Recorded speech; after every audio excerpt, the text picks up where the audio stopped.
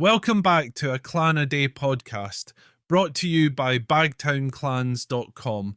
I'm your host, Colin MacDonald, and today we're exploring the story of Clan Wishart, a name synonymous with wisdom, bravery, and resilience, deeply rooted in Scotland's history. The name Wishart, with its variants Wishart, Wysard, and Vizard, comes from the Norse form Wishart, meaning wise and hardy or brave. Later influenced by Old French, Guichard carried connotations of prudence and wisdom. Though the exact origins of Clan Wishart remain shrouded in mystery, the earliest mentions date back to the 13th century, when individuals like William Wishart and Adam Wishart appear in records tied to land ownership and religious grants. William Wishart witnessed a grant to the Abbey of Cambuskenneth near Stirling around 1200, marking an early association with Scottish religious institutions. By 1279, Adam Wishart had received a charter for lands in Kenny Murchardin, further cementing the clan's growing prominence. Among the most prominent figures in Clan Wishart's early history is Robert Wishart, Bishop of Glasgow.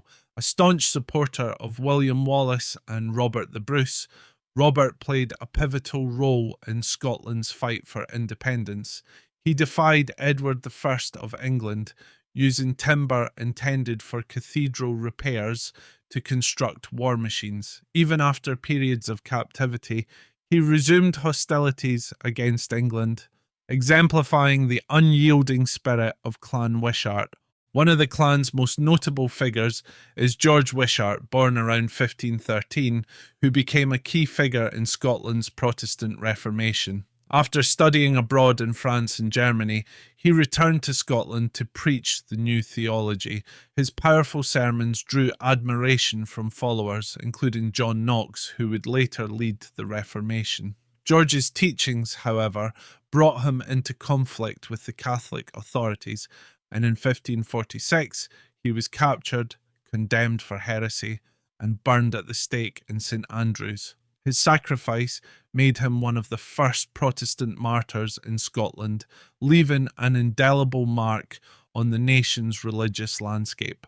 Another remarkable George Wishart emerged in the 17th century during the tumultuous Wars of the Three Kingdoms. A fierce opponent of the Covenanters, he was imprisoned in Edinburgh's Tolbooth but later freed by the forces of the Marquess of Montrose.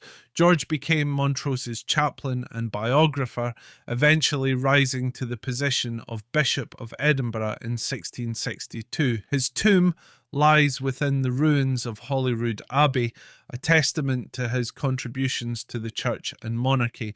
Clan Wishart's history is not without its darker chapters. In 1305, Andrew Wishart was a prisoner of war held in Hereford Castle during Edward I's campaigns against Scotland. Centuries later, in 1596, Jonet Wishart was accused of witchcraft and burned at the stake in Aberdeen.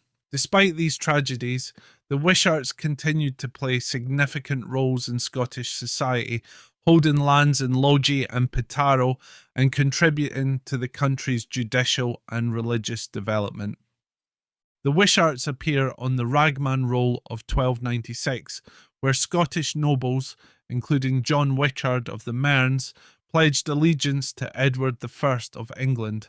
While some Wisharts sided with England, others, like Bishop Robert Wishart, remained fiercely loyal to Scotland's independence, inspiring figures like Wallace and Bruce to continue their fight.